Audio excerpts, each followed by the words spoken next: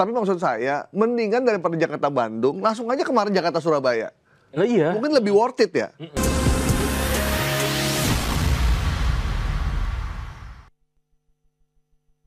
Pasca beroperasi, proyek kereta cepat Jakarta-Bandung menyisakan utang dengan nilai fantastis mencapai 116 triliun rupiah. Utang ratusan triliun itu tak hanya menjadi beban bagi konsorsium BUMN yang terlibat, namun juga membuat pemerintah pusing tujuh keliling. Menteri Keuangan Purbaya Yudisadewa enggan membayar utang proyek kereta cepat menggunakan uang APBN. Menteri Koboi ini dengan tegas menilai kewajiban bayar utang harus diselesaikan oleh BPI dan Antara. Begini, bukan utang yang nggak dibayar, kan pemerintah apa? Kalau dulu kan semuanya pemerintah yang tadinya begitu kan, tapi ketika udah dipisahkan dan seluruh dividen masuk ke Danantara, Danantara cukup mampu untuk membayar itu. Jadi bukan nggak dibayar utangnya, dibayar tapi Danantara bukan APBN. Sikap Menteri Keuangan membuat Danantara mau tak mau harus membayar utang PT KCIC. Tak hanya utang, pemerintah dan otoritas terkait juga harus mengusut dugaan markup pada proyek ini yang membuat beban utang membengkak dan merugikan negara. Mestinya kalau ada hal seperti itu tidak perlu laporan, langsung diselidiki. Itu perlu laporan tidak masuk akal. Tuh, Pak Mahfud bilang nggak perlu laporan, langsung diselidiki. Ya, ini KPK dikritik karena nunggu laporan. Silakan yang punya data kirim ke kami. Terus kata orang-orang, kan yang digaji sampean. Kenapa justru publik yang nyari? Balikin aja gajinya ke kita gitu kan.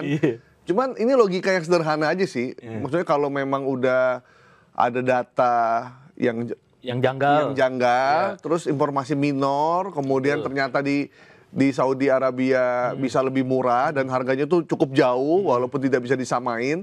Tapi kan itu indikasi gitu bahwa kualitasnya sama, kecepatannya sama, keretanya juga hampir nggak jauh beda. Betul.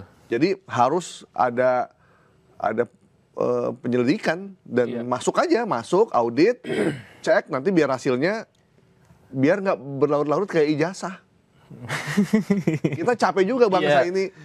Negara lain udah nyampe mana kita masih ngomongin ijazah seorang mantan presiden. Tapi yang menarik sebenarnya ada wacana si KCIC ini akan sampai ke Surabaya, Mas Gaib. Ya kan? Nah, Jakarta-Bandung aja rugi.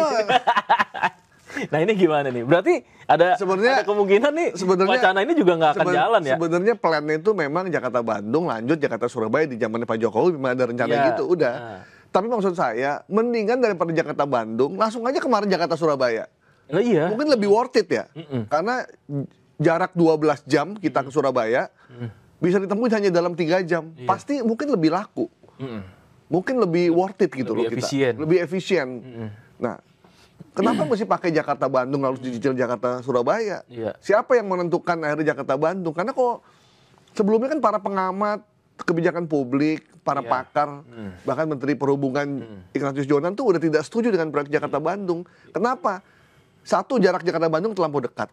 Dua, moda transportasi untuk menuju ke Bandung itu banyak sekali. Udah terlalu banyak. Udah terlampau banyak.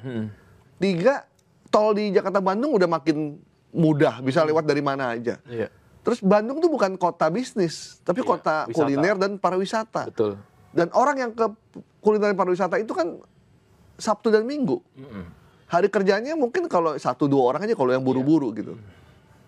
Sementara kalau Jakarta-Surabaya kan ada kampus, bisa turun di Jogja, bisa turun di Purwokerto, bisa turun di Malang. Jalur selatan. Jalur selatan. Jadi lebih manfaat gitu maksudnya. Dibanding Jakarta-Bandung yang bisa kita tempuh pakai, sekarangnya dari Bekasi ke Bandung 1,5 jam udah nyampe. Gitu. Jadi siapa yang memilih Jakarta-Bandung itu sebagai proyek awal ya? Itu yang mesti diusut. Itu tuh jadi pertanyaan sih. Ini saya ada data nih ya.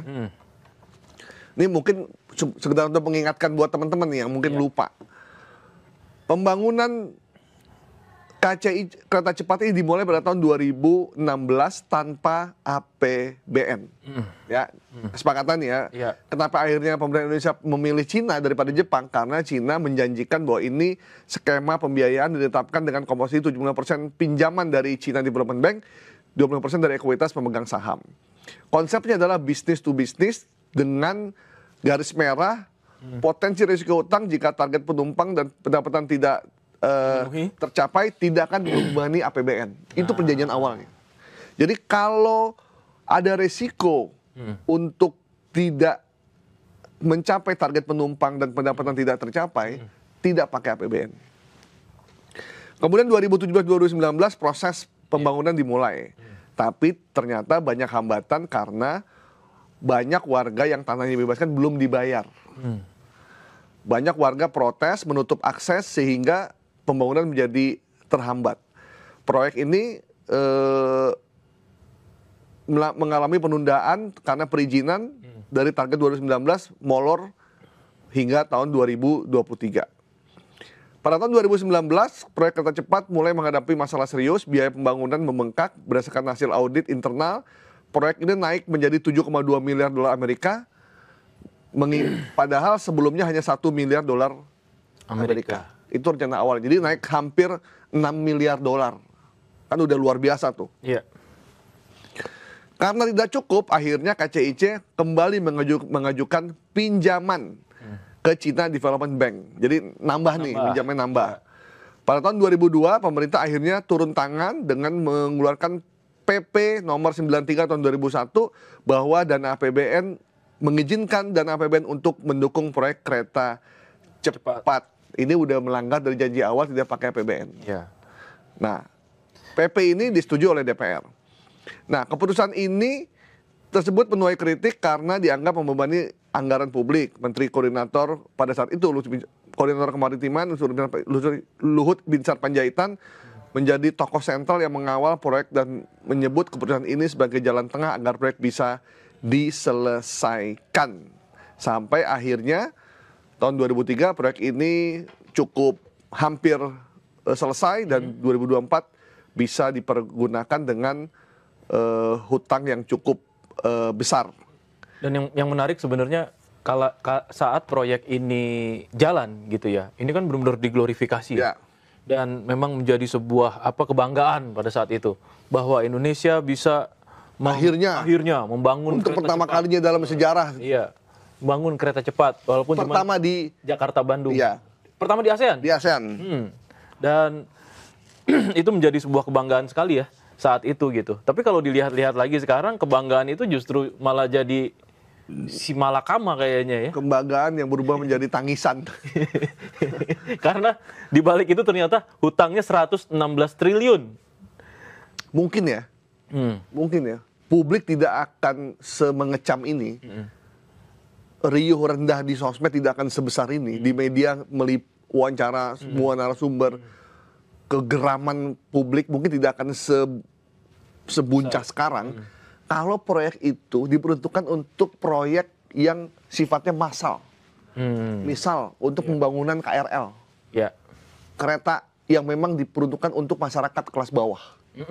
Ya, betul. Kelas menengah, kelas bawah lah terutama. Rakyat tidak akan, ya udah ini buat kita juga. Tapi masalahnya kereta cepat ini untuk masyarakat kelas menengah ke atas, Ndri. Harganya mahal. Harganya mahal. Harganya berapa, Ndri? 320 sekarang. 320. Satu orang. Dulu 250. Iya, sekarang hitunglah rata 300. Iya. Kalau dia bawa keluarga 4 orang, 1,2 juta. Hanya untuk ke Bandung. Berangkat doang? Berangkat doang. Pulangnya belum? Ntar dulu, sampai Bandung, mesti naik feeder. Grab, Gojek, Gokar. Bayar lagi. Terus kita menuju ke satu tempat ke tempat lain juga bayar. Bisa 1,5 juta. Pulangnya hampir mirip. Jadi pulang balik Jakarta Bandung 3 juta. 3 juta itu kalau kita pakai mobil, paling isi bensin 300.000. 500.000 kita bisa udah pulang balik tuh Jakarta Bandung. Yang penting jarak tempuhnya aja. Jarak tempuh. Jadi memang dari situ aja udah kelihatan bahwa ini proyek yang tidak efisien dan tidak didasari pada perhitungan visibility studies yang memadai gitu. Dan sebenarnya udah pada tahu semua, cuma dipaksakan untuk tetap jadi untuk entah untuk kebanggaan untuk apa. Jadi saya pikir daripada ini menjadi polemik di masyarakat, menjadi fitnah, menjadi sumber perbincangan yang tidak produktif, karena kita masih banyak PR untuk generasi ke depan, KPK kejaksaan turun tangan lah. turun tangan aja nih, Iya, ambil alih, betul. kasih tahu ke masyarakat, wahai masyarakat Indonesia, proyek KCIC kita tangani. Jadi Anda sabar aja, bekerja dengan baik, kita yang ngurusin. Kita urusan selidiki, ini. Kita selidiki. sampai tuntas. Gitu kan. Jadi sampaikan ke publik, jadi biar Ada trust juga buat biar- publik, bener, ya kan. gitu. Selama ini kan kita antara percaya dan nggak percaya gitu, ya kan. Mau bangun proyek kayaknya kok dengan mengatasnamakan kebanggaan, tetapi pada akhirnya demi keuntungan pribadi Iya, gitu. makanya itu. Jadi Itu kan repot. kalau nggak pakai APBN, bener-bener nggak pakai APBN, bener-bener bisnis, silakan aja. Silakan iya. Anda mau bikin, misalnya pemerintah Cina mau bikin lapangan padel, Kenapa lapangan padel? ya, bukan lagi ngetop, Oh, lagi ngetop ya. bekerja sama dengan BUMN Karya. Ah. Ya sudah, itu kan bisnis. Iya, silakan. Itu kan sama mirip kan? Mirip. Gue mau bikin lapangan padel nih. Ini gue inspektor Cina nih. Iya. Bro, kayaknya padel di Indonesia lagi rame. Iya, lagi rame, Jadi Mister. kita bikin deh gitu. Gue bikin deh, gue kasih duit $1 miliar buat bangun padel. Tapi kerjasama sama Iya. adik karya atau apalah. Oh ya oke, patungan lah tuh mereka. Ya. Patungan. Pembagian hasilnya gimana nih? Iya, gitu. begitu sedih. Udah kita bagi 50-50 aja. Gitu. Pembangunan. Dalam pembangunannya ternyata membengkak. Karena harga-harga besi segala macam Ya, udah naik. Dari mana ya? Minjem apa ya? China Development Bank. Minjem lagi tuh. Pembangunan jadi. Nah, begitu udah jadi, ternyata padel udah mulai menyusut di Indonesia. Iya, udah mulai nggak laku. Udah mulai nggak laku. sepi. Ada permainan lagi yang baru, misalkan sendal atau apalah gitu kan. Iya. Main bola pakai sendal gitu kan. Nah, terus keuntungannya yang harus ditaksir misalkan dalam 1 bulan bisa 1 miliar atau 2 miliar, ternyata nggak sampai segitu. Nah, terus gimana nih kita nutupinnya? Ya itu urusan kalian tuh berdua, bisnis to bisnis. Jangan demi padel yang untuk kelas menengah, pakai dana APBN. Untuk segelintir orang. Untuk segelintir orang doang. Iya. Kalau KRL, komuter lain boleh deh. Boleh. Iya. Karena itu kan kita udah nempel-nempel setiap sore, setiap pagi gitu kan. Apalagi di KRL perempuan kan, gerung perempuan. Iya. Udah luar biasa tuh. Numprek sih maksudnya. Sampai yang mental keluar tuh kemarin Iya. tuh gara-gara penuh. Kan akan lebih arif kalau misalkan yang perempuan tuh lebih panjang. Iya. Atau ada 1 gerbong semua tuh, Perempuan ada semua. 6 gerbong semuanya perempuan. Iya. Di belakangnya baru laki-laki. Atau penambahan jalur yang berbeda Iya, gitu. Misalnya nih LRT nih dilanjutkan sampai ke Bogor gitu itu kan. lebih cocok tuh. Iya, lebih cocok. Jadi ada pilihan. nggak berhenti sampai di Bekasi atau di Cibubur yang nanggung gitu loh. Iya, Bisa lanjutin aja. Jadi kalau itu yang dibangun, saya yakin masyarakat akan bisa nerima. Cuman kalau yang dibangun di tujuannya cuma sekedar buat nggak jelas apa, Iya. kebanggaan atau apa, akhirnya orang curiga, jangan-jangan nih, Iya. kok proyeknya membengkak, kok Saudi bisa lebih murah bikinnya, Iya, bener. kok kita bisa lebih mahal. Nah, daripada curiga, audit Ayo, aja. Audit bener. Udah, itu Dan nggak ada. Itu yang harus dilakukan sekarang ya.